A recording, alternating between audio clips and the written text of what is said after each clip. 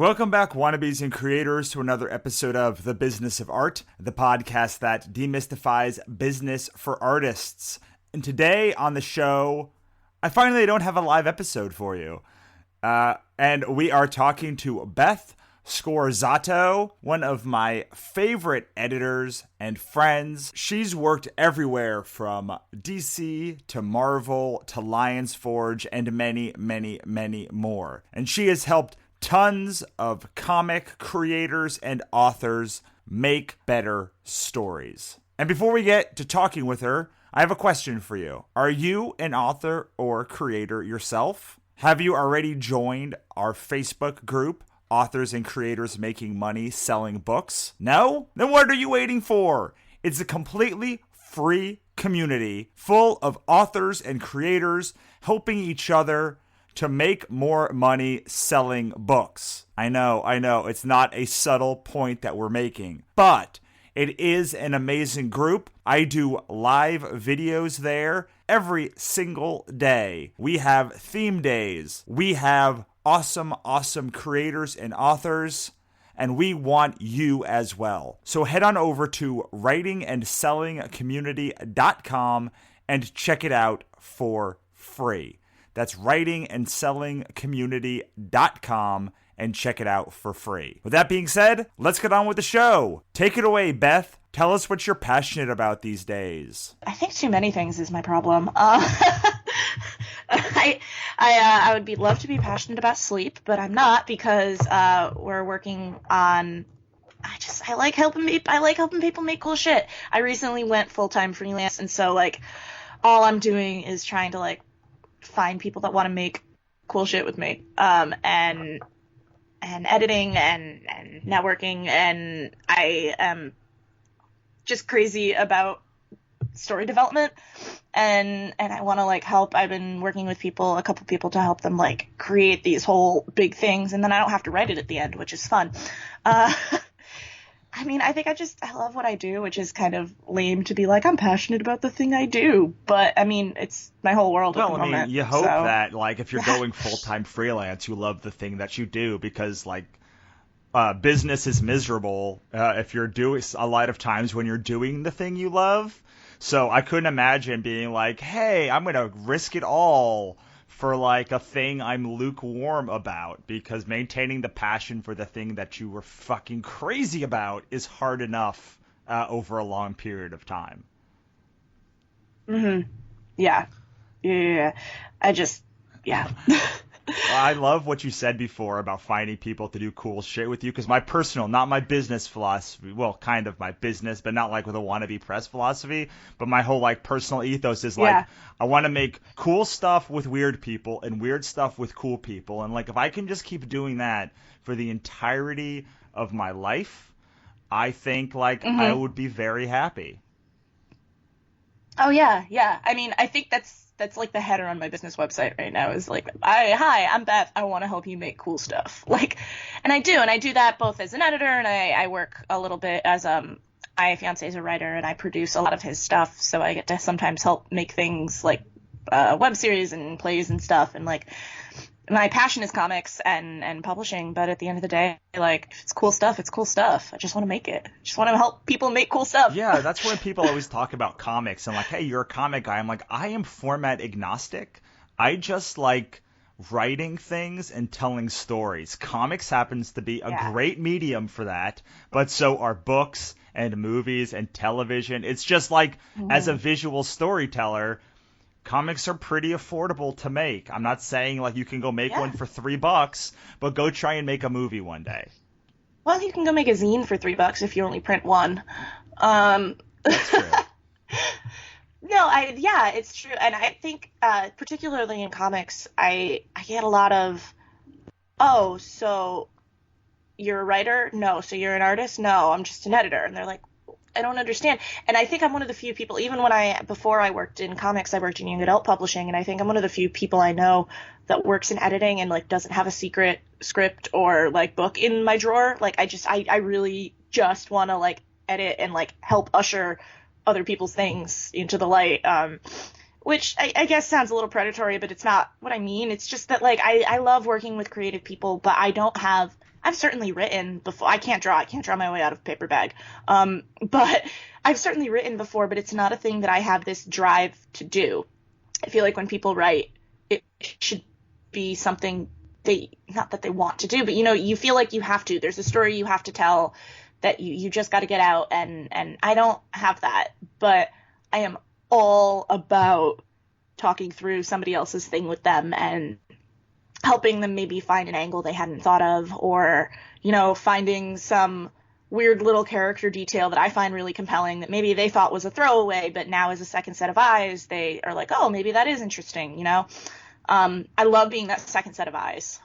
Yeah, I mostly have worked with my own stuff, but especially with this anthology and with a couple of other things that we've published that aren't my own stuff, it's very gratifying when you like get a script and you're like, what do you think about this? And then you're like, you should make these 7 changes. And then they email you back and go, these were all awesome, made the story better. And then you read it again and you're like, yes, this was amazing now. Yeah.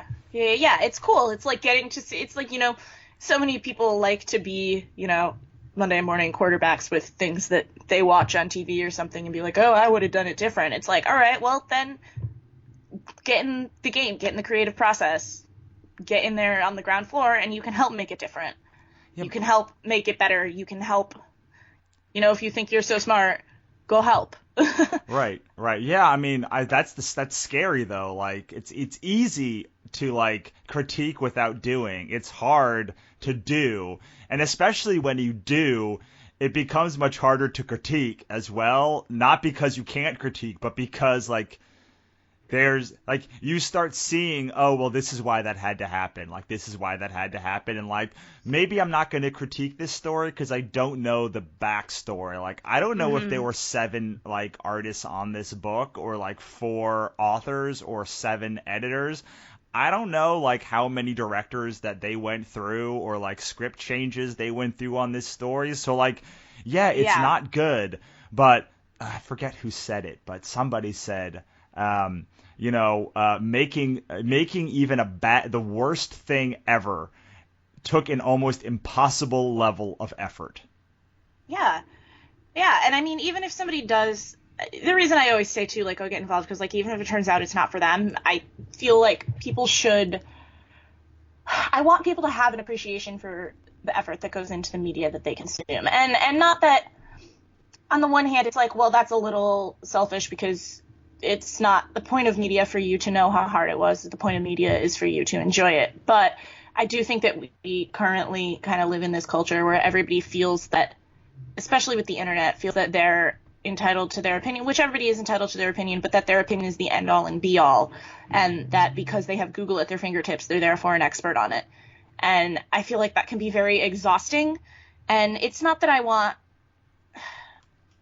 everybody to have a little bit of respect for the media they consume.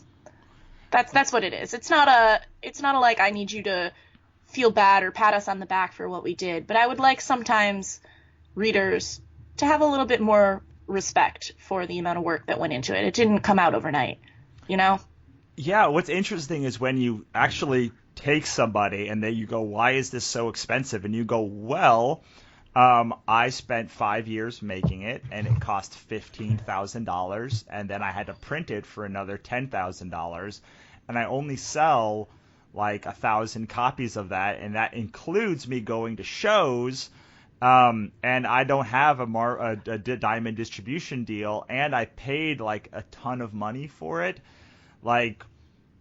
That's why, and it's great. Like that's why I charge $30 for this hardcover version of this book. I get very much less people saying, "Oh, this isn't worth it." I still get a ton of people ripping it or torrenting it later for my work, but I find that when you just when people understand the process that goes into like $100 million movie or a $20,000 comic book, they're much less likely to complain about buying a thing. Yeah. And at least you do have the advantage of that there's, that you're the creator at the end of the day. One of the problems I have, and it's kind of a funny, not a double standard, but I feel like as a freelance editor, one of the difficulties is, I get an email, I get an inquiry, I talk back and forth with them about it, and then as soon as I give them a price, I stop getting an answer. And I feel like it kind of falls under the same category as when, artists online complain about people asking for them for work for free. And I'm like, well, no, this is my job. Like, I want to help you create something. I appreciate you're just starting out, but this is my job. This is how I pay my bills. And I'm not, spitting something out for you in 2 minutes. I'm spending serious amounts of time helping you develop this. And it's a funny, considering how much conversation surrounds that in comics around, artists in particular being asked for free work. I always it's frustrating to lose potential work, but it's always just kind of funny when, a brand new creator comes and approaches me and wants to work with me and we go through all this process, and as soon as I give them a quote, they're gone. It's like, well, no, nothing's free unless you're going to do it yourself. And then it's still not free. You just have to find the money elsewhere. Yeah, I always flip it and just give them the price up front, and I'm like, I'm going to make it ludicrous because, like, it doesn't matter if it's reasonable, you're probably not going to pay, and if you are probably going to pay, then I can negotiate with you. Yeah. But, yeah, it's so hard, especially as a freelance person. Again, I don't do a lot of freelance work or, like, a lot of consulting or coaching or anything. I mostly, like, make a book, sell a book, make a book, sell a book, like sell physical products at a smaller price. It's a different model, but like the little bit of coaching that I do, it's really tough because, you're competing with somebody. When I say I charge $2,000 a day to come in and I fix your business, basically. Yeah. And they go, well, why is it not $20? I'm like, because I don't know. It's like, these are all of the things that I do and these are all of the monies that I make. And like, you can't just compare. What ends up happening a lot is people just say, okay, this one's $700, this one's $1,500, this one's $300, like, and they don't have a grasp on like, well, why aren't they all $300? And like, I'm reading your bio now, and it's like, well, they probably didn't all work at Marvel and DC and Paper Cuts and Lions Forge, and all of these other companies that like, probably some insight that you gleaned from them as an editor at those companies that most people don't have and makes you more valuable as an editor than most other people. Yeah, but at the end of the day, everybody's got to, do what's right for and I get doing what's right for your budget. Not everybody has the money. It's more a thing of like, just tell me you don't have the money. Don't just stop answering my emails. Right. Oh, well, I know what's weird is I find, because sometimes I'll see somebody like later on, like that didn't buy a book at a show. Yeah. I'd be like, well, you just walked off. And they a lot of the time, like, oh yeah, I just didn't have the money to buy it at the end of the day. And I was like, I don't care. Just like, you think that, like, I get it. I also don't have money for all of the books that I want, but it is nice to like, say like people will pass my table and like after like when they pass your table and they're not going to buy something, like they've come once, and like they just then when you say hey again, they like turn their eyes like they just peed on the carpet and like scuttle off. And you're like, I think there's some of that with like, at least when I deal with like freelancers or things like that as well, where you're just like fear of saying I'm not going to use you. But I don't know. Do you think that's it is in your case? I think, and I think the working at a show is a good analogy for this, and because I have worked behind the booth at a show a lot, and my favorite is the person who comes and touches every single book on the table and then says, oh, I'll be back. And I'm like, no, you won't. It's fine. It's okay.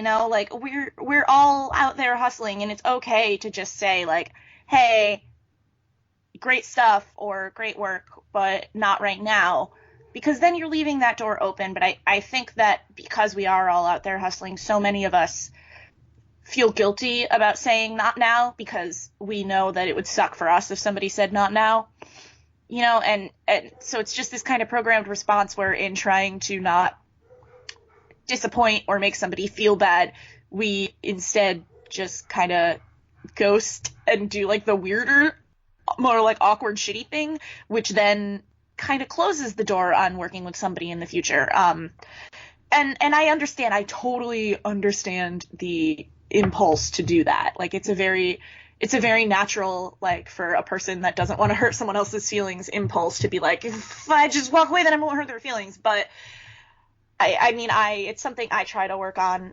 more personally to, even when I'm working on the opposite end for somebody, like as a proofreader or something, and if there's like a workload I can't take, to rather than being the shitty freelancer who then just disappears, to try and, say, I can't do this right now. And that's hard. That's hard for people to say, I don't have the money, or I can't do this, or admitting not being able to do something is hard for people. It's hard for me, and I get it. I get the instinct, regardless of it being frustrating on the other end. Oh no, I mean, I get the instinct too. I mean, I was just looking for editors, and like I'm pretty sure I ghosted on you when I like asked for a quote from you, and I didn't say one way or another. Sometimes you do just forget like because I literally forgot, and I was like, oh shit, I did ask Beth for a quote, and then I don't think I told her that I wasn't going to use her. No, but I mean, like I said, this is my job, and I know I quote on a little bit of the higher end, and so I just assumed, and I knew you got a lot of responses, so like I just assumed you, like it's different when it's somebody you know and it's somebody you've worked with, you can assume that, but when it's a stranger sometimes, then you're just like, well, I would love to work with you again in the future, but when you just peace out on me the next time you contact me, I'm going to be like, well, last time, we went back and forth and you disappeared. Right. Because it's two things. Like, what I always try to remember is there's someone at the other end. It's like that person is a human too. So, like, when you're dealing with somebody, I try. It's not always easy, and I don't always succeed. Like a lot of this stuff that I do on this show is therapy for myself, and like for my like 10 years ago self to like just quit doing that.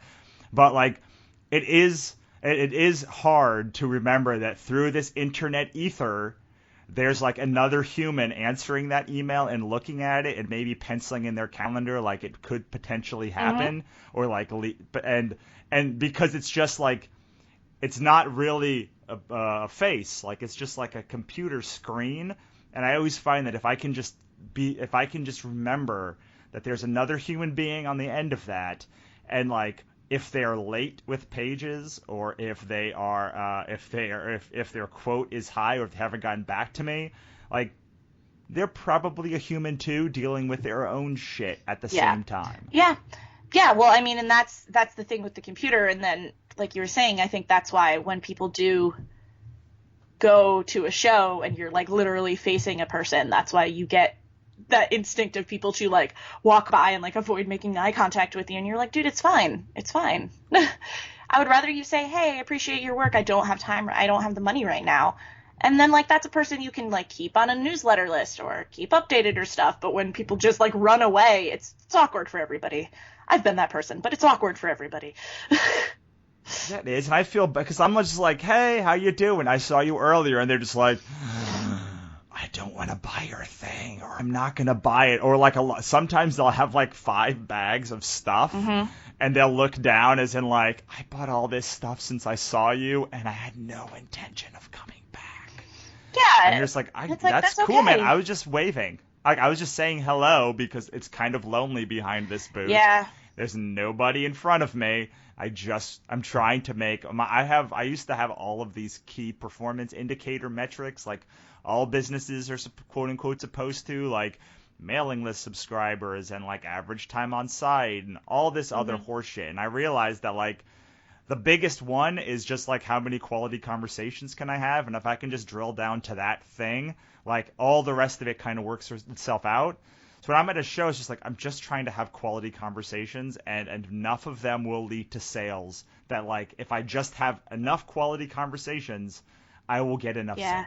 Yeah, I think, and I understand, you have a really good approach to that, and I think a lot of people, I mean, this veers more into convention etiquette, but I think there are, especially in Artist Alley, some younger artists that haven't exhibited much that are very enthusiastic. They either sit behind their booth and say nothing, which is creepy in its own way, or there are people that will like yell at you into the aisle and try and get you to come over and then put something in your hand and then put you in this awkward position of having to put it down. And I understand that as a sales technique, but I think there are some people that are so enthusiastic that it makes people wary of every booth. Yeah, but on the other hand, I'd have so many people come up and say thank you for engaging me. It's such a hard Yeah. line that it's such like a weird, funny line because like some people really want to be engaged Hmm. with, and some people just want to come up and like touch your things and then buy when they're Yeah. ready. And like if you're too much on one side, you're going to alienate the people who are like really want you to engage with Hmm. them. And if you're too much on the engagement side, people are going to be scared away because you're interacting with them too Oh yeah, much. working. I haven't had to work a booth in a little while, and I'm not upset. It's a hard line. It's a really hard line to figure out, and it's yeah. Yeah, it's There's like no good answer, I unfortunately. It's other than I, like I try know. and do everything all the time. I feel like that's a whole thing in comics. The answer is always just try and do everything all the time, and not everything works. Especially in like small Yeah. press and in like being your own boss, it's all about just doing everything all the time and hoping everything comes out. See, I have a different opinion on all Yeah. of that. I think that for me personally, like that's what I did when I first started. But after about 6 to 8 months, maybe like 9 months, we had launched Katrina. So I left my job in Yeah. June, which is when I really started. June 2015 was when I really started like doing full time stuff. I had like had a company before then, and we had launched Ichabod, but like we weren't really doing shows. We were, that was my side gig. But I started, when I left my job, I really went full time on Wannabe Press, and that first like 6 to 8 months was clawing everything that I could do, taking on every project, doing everything. But then about maybe like February or March of the next year, I was like, okay, we've launched a slate, we've launched a second slate. These books have worked. These books have not worked. These kind of shows work for us. These shows don't work for us. So now we cut out everything that's not working and double down on like the 6 things that are working, which has led to like really like 2 or 3 things that work. Hmm. And then like cutting it all down to the bone and being like, okay, so now I have 4 hours of work or 2 hours of work a day that I have to do, 2 hours of work that are nice to do, and then 4 hours of work are just like building the business based on all the scaling that I want to do with the other things. And then over time, like we've added things as we figured out what worked, but like we had membership sites and we had kids books and like middle grade fiction Hmm. books, all sorts of stuff. We were like as one human being, one guy, trying to have a line that encompasses kids books, middle grade fiction books, comic books, and novels. That shit just does not fly. Plus like a podcast and all this other stuff. That Yeah. shit just doesn't fly. Like so, we had to like. I feel like it was a lot of like throwing shit at the wall and seeing what stuck, and then being like, okay. What ends up happening a lot of times is people don't say, okay, out of the 50 things, these 4 stuck. Let's focus on that. They just keep throwing hundreds of things at the wall, and yeah, eventually like 20 stick, and you go, I can't do 20 things. Yeah. Yeah. But I don't know, like that's been that's been the thing that like changed my thing Hmm. around, was like going from I can't do all of this stuff, like so burnt out that I was like a year ago Hmm. like suicidal, like on the verge of suicidal, to like a year later being like, oh shit, my company has like made more this year than it did all of last year already. Hmm. I wonder how that happened. Yeah. Yeah, yeah. I think, and that's true. I think really what I mean though is that like it's more just the idea that like it's on you. Like when you're doing your own thing, it's just like you're every Uh, position in the company for a certain amount of time. You know, like yeah, you yeah, gotta do maybe all of the everything time. all the time, and it's all on you for a little bit, until you can make enough money to get help. Yeah, hopefully. Oh my God, that'd be so nice. Like people, like it'd be so like I'm like I have this money for like a VA, and like it's sitting there over there, but it's like I could also use that to make another book or like do a thing that I know will make me money. I know that that VA will lower my stress level a massive amount, but that like $300 to $500 a month, man, that could pay for another run of comics in the end of the year. So it is tough to like juggle all of that stuff and know like when that moment is to hire help. Yep. Yeah. So let's talk a little bit about like you've worked at all of the big like all of the big companies pretty much. Is there a consistent thing that you see with creators that have been successful across all of your years that they do that other people don't? Well, I think this kind of comes back to what we were talking about earlier in that they're communicative. There are some creators that have gotten to where they are and they do the thing where they ghost or they're super late and they're so big that we now can't tell them no. But especially when you're starting out, the more communicative you can be, the better. The more honest you can be, the better. Some of the most successful creators that I have seen, just really get their work in there are, on top of being relentless to even get in there to begin with, they're then just communicative. They're communicative and honest and like, yes, it's great to always be the person that's always on time. It's better to be the person who's always on time and the one time you're not, rather than just trying to cover for it, are honest and say, hey, here's what happened. Because as I always joke that publishing is always on fire all the time. But it's a little bit true. And I had at an old job, I had a particular, when I was managing, I had a particular editor that was always late, and rather than telling me, he would always try and cover or say it was going to be done, and I finally had to sit him down and say, look, like, I'm not going to be mad at you if something's late, but I can't fix it until you tell me. We understand we're all humans, things happen, but you need to be communicative so that we can fix it, because when you're not, and we keep thinking the book is coming out, then the whole company looks bad. It can make and on the level of DC or Marvel, things are late all the time, and as an industry, we tend to be more tolerant of that than I feel like we should, but especially when you're working in a small press context, when a book is late, it makes the whole company feel bad. I mean, it makes the whole company look bad if you're, suddenly 2 weeks before the book's supposed to be out saying, oh, sorry, it's not going to be out. If you tell me, 3 months before, then, hey, I can move it. I can make adjustments. I can tell people it's going to be delayed. We can do it in a far enough timeline that people understand. But when everything is always on fire in publishing, but we don't want it to look that way to people. So I think to be successful, you need to, just really own your shit and be an adult. Just be an adult in a way.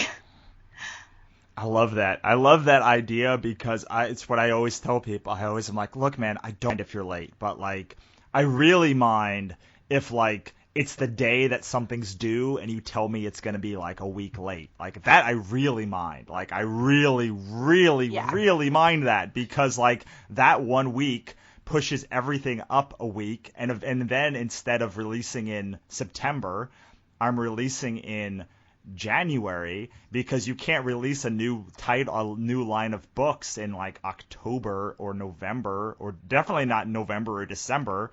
Like that's a horrible time to like release a brand new like IP when everyone is like trying to inundate you with like cheap like existing IP. So like now you're talking about like a 4-month change, which I'm okay with as long as I know it long enough in advance to plan for it, and so I can slot another book in at that time. Mm-hmm. Yeah, and I think that's another thing a lot of people don't understand publishing schedules. I think particularly within comics, everybody has grown up on has grown up with Diamond Previews. So if you look at Diamond Previews, it looks like, books are planned 2 months in advance. It's not that big a deal. Well, no, they're not. Books are planned like 18 months in advance. We just don't tell you about them until 2 months before they come out. And in trade publishing, it's even further in advance. We used to have to make trade publishing. I mean, the average for a trade book, the average time between conception and actually being on the shelves is 18 to 24 months. Like, it takes time. It takes planning. You have to figure out your distribution. It takes, God, what, 10 to 12 weeks to print and get shipped from China, if you're lucky, and you have a good freight forwarder. These are all timelines that, and on the one hand, I want a consumer to not have to know what's going on behind the curtain. But if you are a consumer and a creator and you work in the industry, I think it behooves you to know a little bit about the process and not just your aspect of it, to really understand everything. The creators that I've loved working with the most are the people that understand, even if they're not doing it, they understand the whole process of what's going into the book. So when something is delayed, or when we need something at a different time, or when something goes wrong, they understand the process. They're not just indignant that their part is being held up. They understand that there's a team working on it, and that it's not always up to me what catches on fire in a certain day. It's just up to me to put the fire out. Right. Yeah, I do think that's incredibly important, because I find that when consumers or freelancers understand that whole chain and where they fit into it, then it makes it a little bit more. They are more forgiving of things when they go wrong. Like, I fully intend to talk about, assuming that we can't get this thing fixed with our new book, to tell all the backers about it, because I told them exactly why the book won't come out until August, all of the schedule, and people were like, can't you just print somewhere else? And I was like, no, because it's 30% of the cost of printing somewhere else. Can't you? And then can't you, air ship it? I'm like, no, because it costs quadruple to air ship it. So it's like, in order for the book to make sense, these are the steps that have to happen. And people are like, well, do you need a proof? And I'm like, yeah, because you want glow-in-the-dark eyes, right? And all these extra touches. Like, I need to see that it all in action. And I do think that, like, when they understand that line, both consumer, although I don't really, like, I'm more okay pulling, like, without them knowing what the back is, but definitely with the creators, they are like, oh, so that's why you need this at this time, so all of these pieces make sense. I totally agree with you. Like, the best creators are the ones that have made books before. Mm-hmm. Yeah. Then when they understand what goes into it, even if in this particular instance they're only writing or only penciling or something, when they understand the whole process, it makes working with a creator a million times easier. Right. I mean, that's why one of the things that I always look for is, like, have you actually delivered your own book that you've published before at all? I don't care if it's a zine. I don't care what it is. But, like, can I look and say, like, can you put a book in my hand? Because if you can put a book in my hand that you've done, then, like, I know you understand the entire chain of how annoying the whole piece is. And, like, every piece by itself isn't that annoying. Like, supply chain management is not that annoying in singular. It's when 15 pieces fall out of line, or even one crucial piece falls out of line. That's when, like, the whole mechanic can be like an extra 6 months of work. Yep.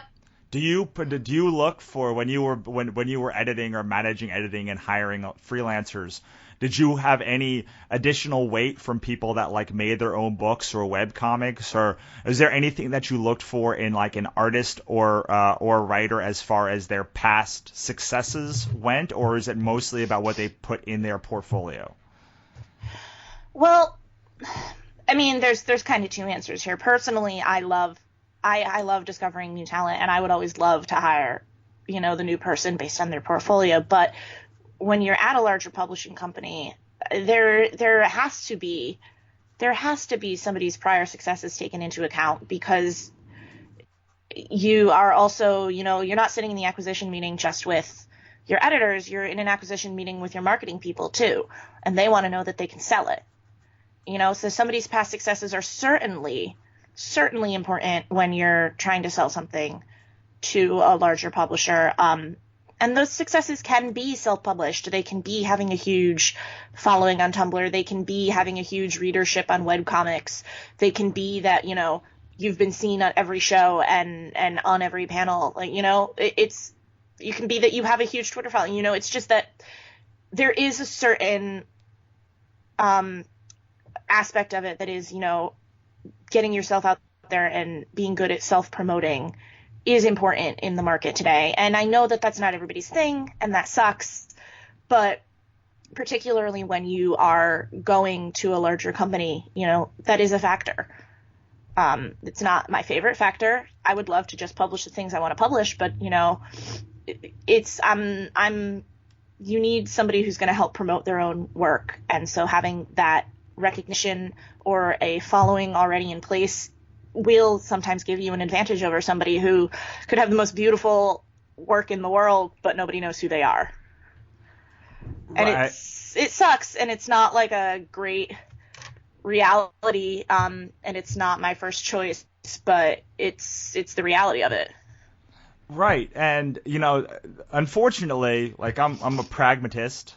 So like, unfortunately, that is the reality. And like what I normally hear is people complain about that reality instead of just accepting it. It's like, oh, I get it. Like, no, but I don't want to be on Instagram every day or on Facebook doing live videos and like being on every panel in the world. Like, I don't necessarily love doing 3 panels at every Long Beach Comic Con or Comic Expo because it's 3 hours away from my table. Mm-hmm. Like that's a table that I've paid for and like money that I'm not making because I'm not at my table. I do it because the reality is when you do panels, it's good for long-term brand strategy and it's good for connecting with an audience in a different way. So I'm foregoing hundreds of dollars at a table to build a better connection with with fewer people and have more long-term success. And we'd all like to just be slinging comics at our table or like not even worried about the table because like Diamond's going to order 10,000 units of our books, so like they're going to give me a free table. Mm-hmm. That's just not the reality of the world, and the quicker we can live with that reality, the better. Yep. Yeah.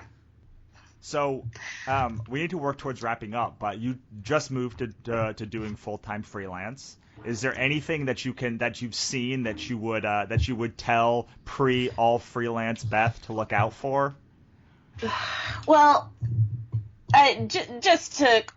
full-time freelance is a little bit of a misnomer because I'm actually working with Geek Chic Promotions, but I'm the editor-in-chief, and in doing that, we are offering editorial services. So I am working from home.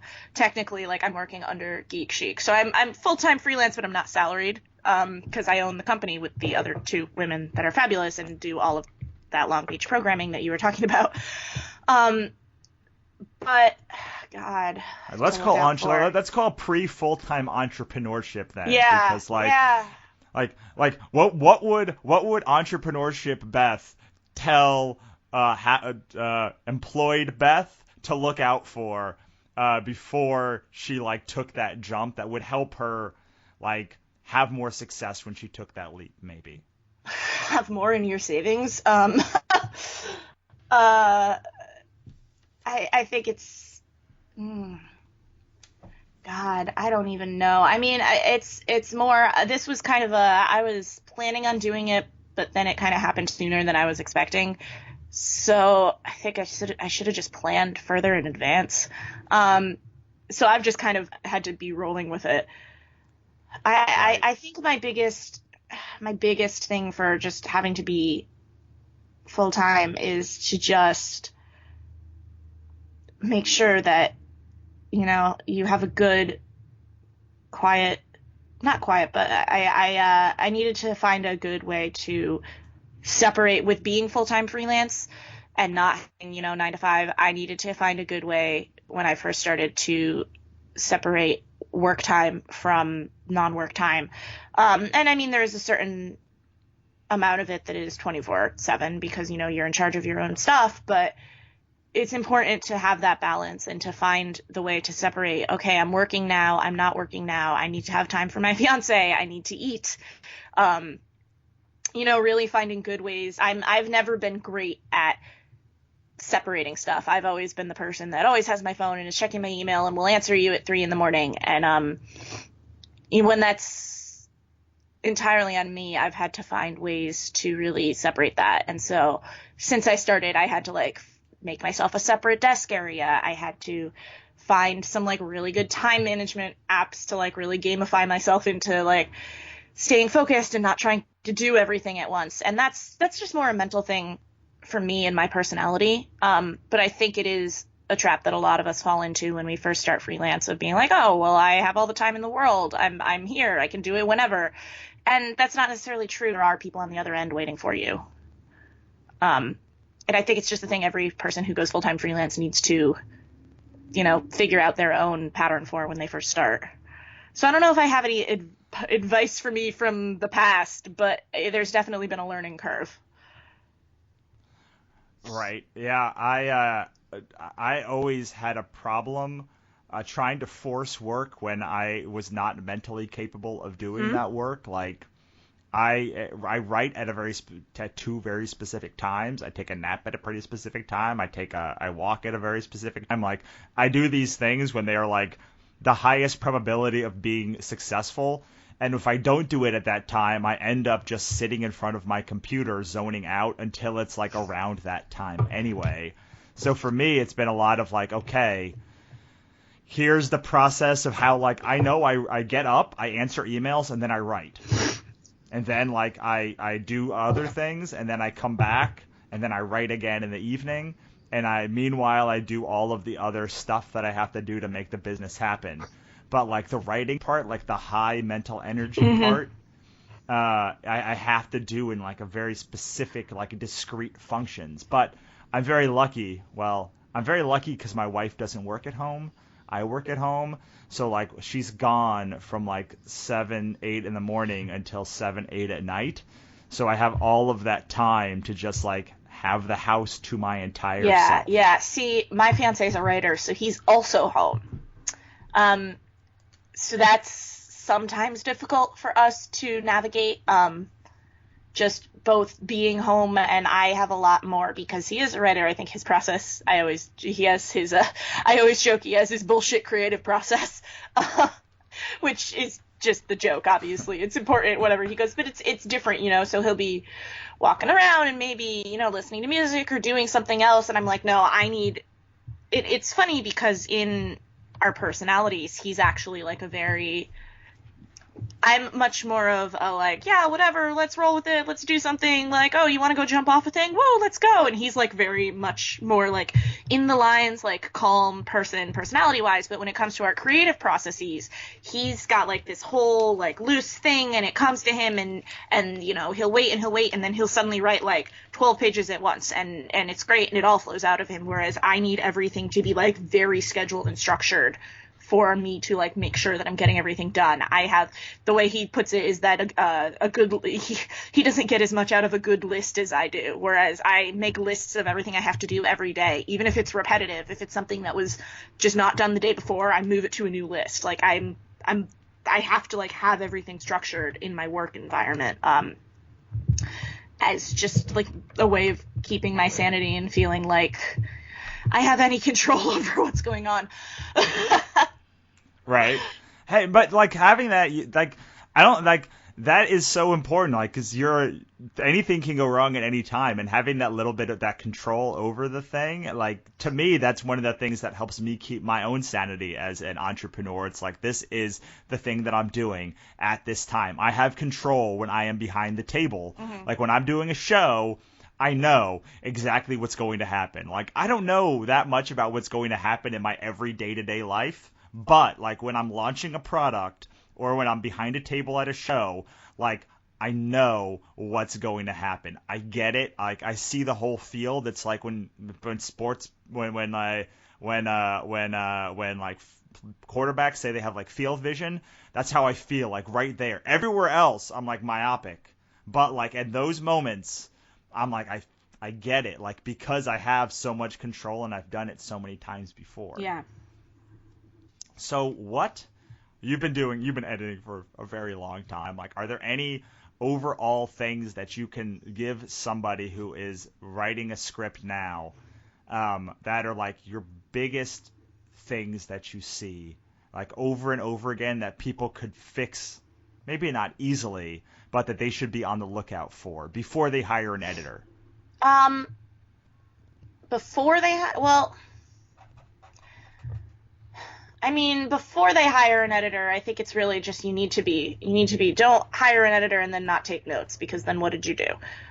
You know, I feel like a lot of people think their thing is perfect and they hire an editor and then you get notes back and then they're upset. But I think for a new writer, the biggest thing to look out for and the biggest trap I think a lot of writers starting a new script fall into, and I even see this in things that then get published and I get so frustrated by it, is pacing. And especially if you're writing a single issue for a series, I think, and I understand it's a hard line to toe, because, you know, if you only get one issue to show to a publisher or an editor, you want it to have everything in it. But at the same time, when you shove too much into a first issue, it falls flat. I think pacing is important. Just don't be afraid to build your world.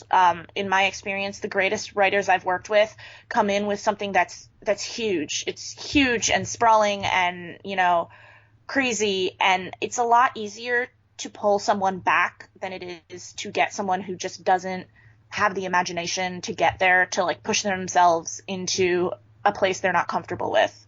You know, I would rather have somebody come to me with the biggest, craziest story ever and we trim it down, than somebody come to me with, you know, 2/3 of an idea and, you know, it's like pushing a boulder up a hill to get them to that place where it's going to be, you know, big and magical. Yeah, I mean, that's one of my favorite stories is the one that, like, when they went in to pitch Avatar and they had like a massive binder, like hundreds of pages of like what the world was like. And it's like you can tell when you watch that show just how big and sprawling their idea was at first. I do find, though, that a lot of people do. It's tough because a lot of people then that are really great at that world building, they decide that they have to put every freaking piece of the world in their story, and you're like, and so I think that's kind of the line, right? It's like one of the things, like, have a world, but you don't have to put every moment of the world into your story. But that's what I'm saying. You know, if you're talking like pre-coming to an editor, I don't mind if you have every moment in, because it's a lot easier for me to take that out than for me to be asking you, do you know the answer to this question? And your answer is no. I would rather you know I would rather you know the answer to a question and not have it on a page than you know, I ask you, you're saying that this person is this way because their mom died. What age did their mom die at? Oh, I don't know. You know, it may not need to be in the story, but I want you to know. You know, and it's so much easier to have all too much in there and take it out than it is to have not enough and feel like the story is flat. That's a great point. Okay, so what should – I think this is my last question, one of the last two questions, and then we'll what should somebody look for in an editor, and how important is looking for, like, is fit to getting an editor, like, to getting the right, like, personality jiving with them? I mean, I think it's definitely important because I think one, obviously you want to look to see that the person has, you know, some credentials, that they know what they're doing, that they're going to be able to help you. But I do think that personality is a huge part of it, because I mean, I'm giving you notes when I give notes back to somebody, I am giving them notes on their child, you know, and if you don't respect me or like me as a person, you know, you're going to resent those notes and you're maybe not going to incorporate them, and we're not going to have as good of a piece. It's a very symbiotic relationship, having a good relationship with an editor, because you need to trust them. You need to trust them with your baby. And if you don't like them, if you don't get along with them personality-wise, if you don't, you know, feel like you guys are on the same wavelength of the kind of thing that you want to create, it's going to show. It's going to show that there was tension. You know, it'll show up on the page that there was clearly, you know, tension between the writer and editor. And it may not be, people may not read it and say, oh, there was tension between the writer and editor, but they'll know that there was something that could have been better. They'll know that there was something that was missing. It's like when you watch a movie and you can tell that there was clearly a disagreement between the writer and the director because you're watching two different films at the same time. Like, right, exactly. So, should everybody hire an editor? Should be a real easy one. I'll throw you a lob at the end. I think an editor is invaluable, even when you're self-publishing. Like, it's always, always, always good to have a second set of eyes. I do, even if it's just I don't think everybody needs an editor to be holding their hand through the whole process. I do think that even if you're self-publishing something, it's important to have an editor at least look at it and read it and give you some basic feedback before you get too far, just because even if, I mean, as much as because I want people to hire me, as much as I would like people to all hire editors, even just like getting a friend to read it, just, you need to have a second set of eyes on something. You're not, even in my own work, like, I made a card for something the other day and I spelled my own goddamn last name wrong. Like, you need a second set of eyes on everything you do. So this is how I define it, because beta readers are great, but I don't expect a beta reader to give me, like, constructive notes. Mm-hmm. The notes that I expect from a beta reader are like, tell me where it doesn't feel right. Tell me when the character feels off. Tell me when anything doesn't feel, like, good to you. Because, and so I have a list of all of those things about, like, whether they enjoyed it or where they stopped enjoying it less. Yeah. Because people are very good at, like, internally knowing when something is wrong. But usually people that aren't writers or editors or work in the business don't have any idea how to vocally express it. And when they do vocally express it, they're almost always wrong. I think, okay, so then I think it's a matter, I see what you're saying, but I think it's a matter of degrees then. I think beta readers, what I'm saying is, like, beta readers are, I think, really important if you already have a full comic and it's inked and it's colored and all this stuff. I'm talking, if you want to use an editor, you need to be using them when you still have a script. When you still have a script, right. You need to get an editor, and they'll tell you when your pacing is wrong, and they will tell you, whether or not your act beats are working. They will tell you whether or not your character is accidentally offensive.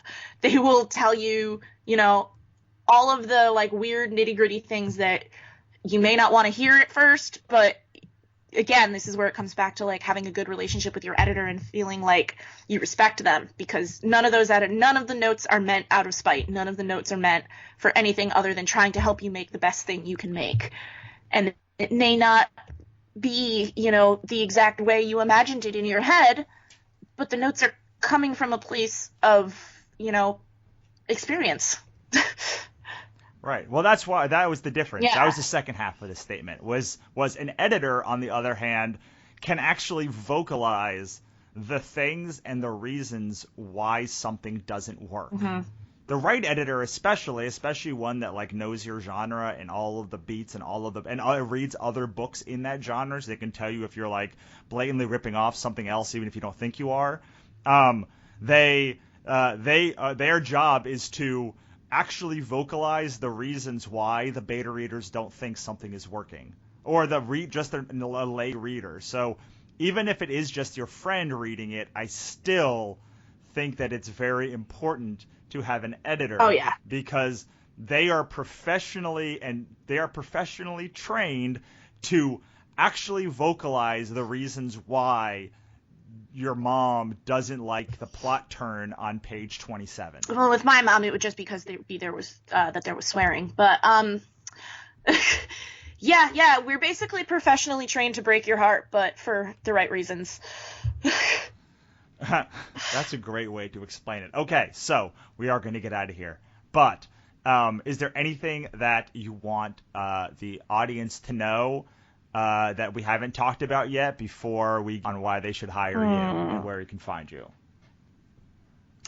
You should hire me because I'm good at what I do and I want to help you make cool shit. And also, I mean, I'm a big old nerd, guys. I am, and I do read what's in the market, and I also come from a young adult background, and I get so involved in every story that I work on. I do, and I think the people I've worked with can tell you that I end up giving sometimes notes that are, and I'll write this in the margin. I'll be like, this note might be too far, but hear me out. And because I love working with somebody that will, at the end of the day, feel okay to be like, yeah, I read that note, fuck you, I'm not doing that. Because I would rather give you, like, the really big, like, deep, I don't think this works note, and have you be like, you know what, like, I respect that, but it's my story at the end of the day. You know, I give overly honest feedback, I think, is things that people can tell you. I give overly honest feedback, but I do that because I want to work with somebody that's going to either say, you know what, I didn't want to hear that, but that's good, or you know what, fuck you. You know, you don't have to take every note an editor gives you. They're usually coming from the right place, but at the end of the day, it's still your project. You know, like not every note is going to work for you.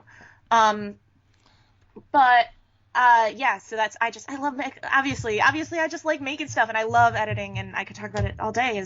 We could talk about it all day, but talk about it all day. But if you want to continue, if people want to continue the conversation and talk about editing all day, how can they get in touch with you online? Yes. You can find me just about everywhere on social media at girladactyl. And you can find me on my website, which is bethscorzoto.com, and that's my freelance website. There's a contact form there. But yeah, I mean, you can hit me up on Twitter. My Twitter pinned tweet is Beth Scorzoto getting publicly salty about comics since 2009, which is true. Like, you want to yell at me about comics online? Like, I am there. I will get deep into a 140 character at a time session talking about comics on Twitter. I love this stuff. She will, as I'm looking through her Twitter feed now to make sure there wasn't any weird spelling of girladactyl, but it's really just dactyl. I mean, dactyl is spelled weird because dactyl is like a weird word to spell, Dactyl, but it's not like a weird spelling of dactyl. Yep, it's just girladactyl, and yeah, I will just yell unpopular opinions on Twitter about comics and then like want to have discussions with you about them. Nice. Or popular opinions and then talk about how cool we think a thing is. Sweet. I mean, I literally have a podcast about how cool we think things are. I know. I can't wait to be on it. I know. All right. We're gonna have you on it. Yeah, we just we couldn't do it today, but we'll do it. We'll do it soon. Cool. All right, Beth, thank you so much for being on. I so appreciate it. Thank you so much for having me. So I hope you enjoyed that interview with Beth Scorzoto. If you did, go check her out on Twitter, Facebook, or on her site. She does, and see how she can help you as well. If you like this episode, please head on over to thebusinessofart.us/iTunes and rate, subscribe, and review today. It's the best way for you to say thank you for what we're doing, help us find more people, and to make sure you don't miss any additional shows. And finally, if you are an author or creator that wants to make more money selling books, join our free Facebook group right now by heading on over to writingandsellingcommunity.com. That's it, wannabes and creators. Have a great day. I'll see you next time.